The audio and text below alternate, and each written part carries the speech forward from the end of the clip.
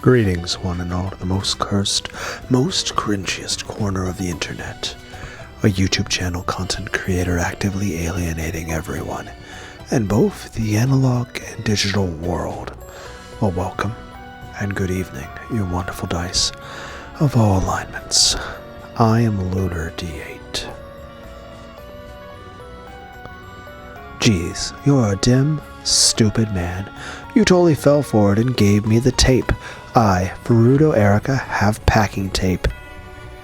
It was hard to imagine that the person who had been sobbing pathetically and this person now were the same.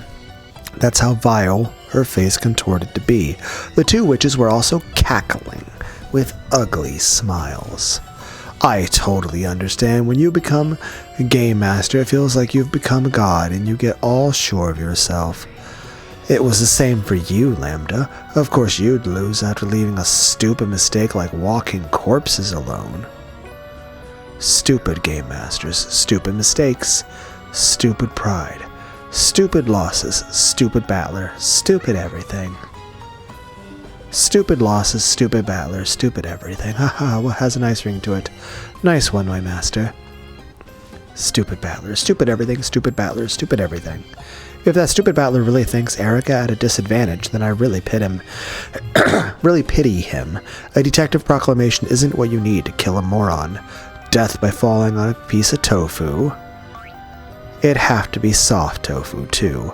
Add some gochujang's chili paste, and you've got a snack that'd go great with some wine. Would it really? I feel like grape juice and spicy stuff wouldn't work well together. The three giggled together. It had all been an act to get the packing tape for the seals for Battler.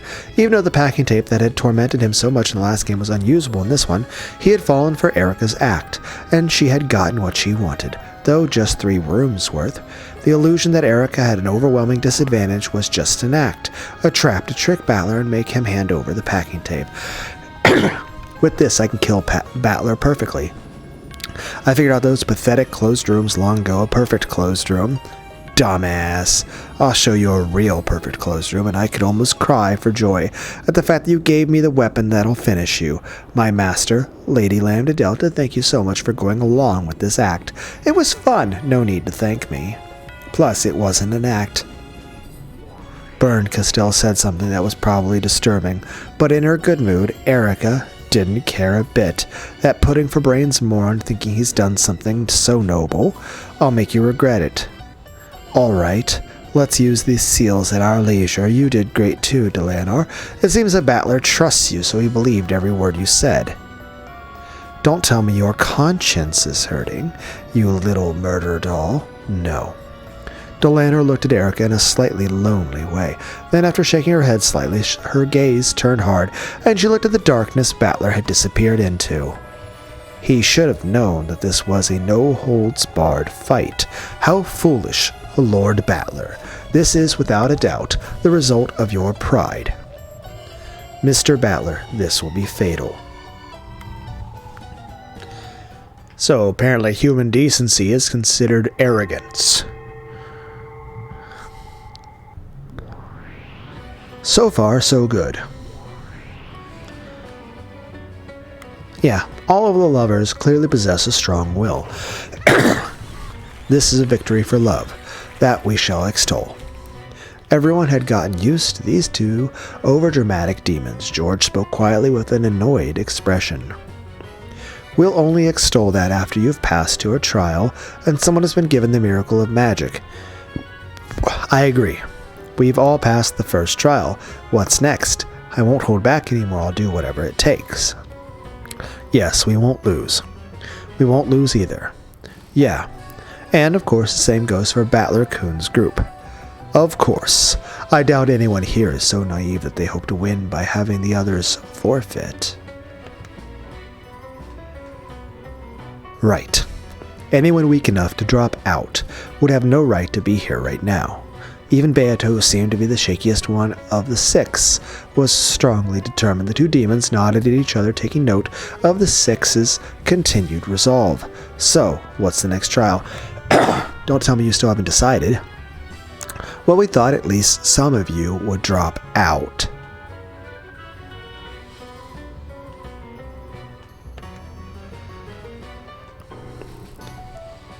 We didn't think you'd all remain. What a happy, miraculous miscalculation due to love. Shut up. So, are we going to play musical chairs or something to make sure someone drops out? Yes, precisely that. We've decided to have this trial eliminate one group no matter what.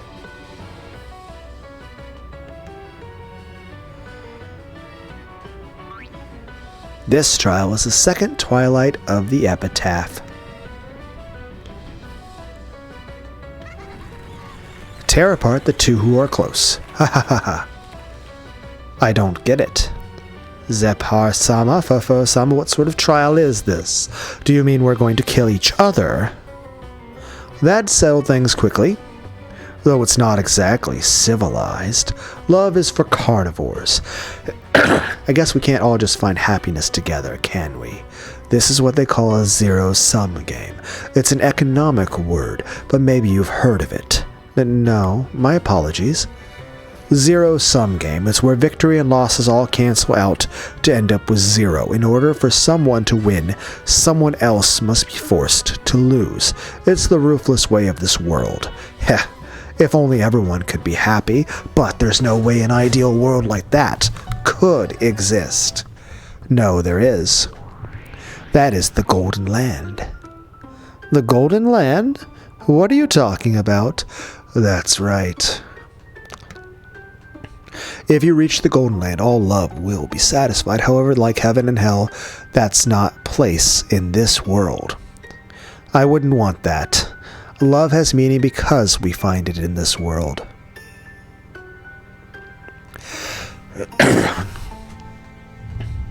I could never support a sad lover's double suicide where they're only united after death. I'll stick to my love in life. I won't lose to anyone.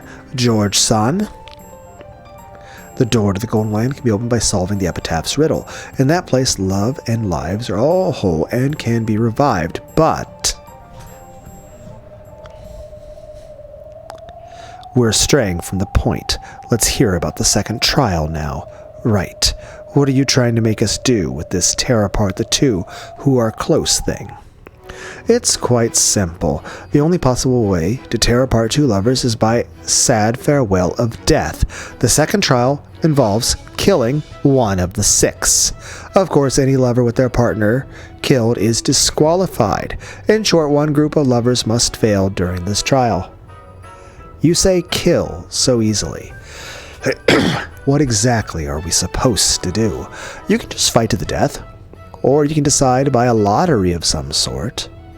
Like hell, we choose by drawing lots. Let's have a fair and square duel. Though if we do that, I imagine that Battler-kun, the Game Master, and Beatrice, who is the Golden Witch, even though her memory is gone, will have a substantial advantage. Well, I wonder about that. Don't worry, for this trial we have made everyone's power equal. Even the Game Master, Lord Battler, is taking this trial on an even footing with everyone else. In that case, it's fair? Is it completely and purely on an even footing? Yes, it's perfectly even. In a one-on-one matchup, victory would be decided by luck. It's perfectly even. So, it'll probably take some time before it's settled. So, is the trick to attack when you're in a superior position, I wonder? Duels that take time are, of course, wonderful. Why would anyone leave it up to luck? Of course we want to fight in a situation to our advantage. In that case, a three-way struggle. Won't that mean we're stuck? Beato was the first to notice. If the six were truly on an even footing, and both willing and capable of winning, one pair would have to concentrate their attacks on a single person. If that happened, then the pair containing the target would of course band together and resist. In other words, it would never be 2 against 1. It would become 2 against 2, and a matter of luck. However, at that time, any third pair who happened to be watching this could team up with whichever pair they liked with no risk to themselves, defeating the opposing pair with certainty. sounds troublesome. It means that moving first is disadvantageous. If you step forward and fight, it's a matter of luck. If you sit and wait for the others to start fighting, it's certain victory. A fight would never begin in this situation. Maybe we could just have everyone fight the person next to them one by one. Then as soon as one fight is settled, the trial will be over. Unless everyone could abandon any naive hopes for a 2-on-1 fight, this trial would never begin and never end. In that case, if they made a gentleman's agreement and had everyone duel at once, it would be no different from drawing lots, but it would at least be even. That won't work. If we do that, everyone will just defend instead of fighting proactively. All they need to do is wait for someone to lose before they do. Shannon's point was a sound one. If both fighters glared at each other without attacking, then neither would lose. All they had to do was wait for someone other than themselves to lose first. This brought them back to the starting point. No one would fight proactively. In the end, no one will move and nothing will be resolved. Since there's this arithmetical, I still feel like I'm pronouncing that wrong, situation where we all have the same strength, it's almost like a puzzle. True, it would have been an interesting duel if our strengths were unknown. However, since we have been told that we're perfectly even, this duel is no different than rock, paper, scissors. In that case, why not use rock, paper, scissors to decide it? Are you crazy? I'm not going to do that. Even if someone does live, there's no way they'd accept that loss. If they don't accept it, then they will be attacked by the 4 winners. In the world where we're all are equal, the losers will have no chance of surviving. True. Well now, is rock, paper, scissors actually the most reasonable way to settle this? It's extremely reasonable. However, if you ask me whether I'd be reckless enough to entrust my fate to a random number generator, or in Jesus, the answer is no. Please do consider that problem. This is the second trial we have for you. Think and fight to the death. Please decide whom the sacrifice will be.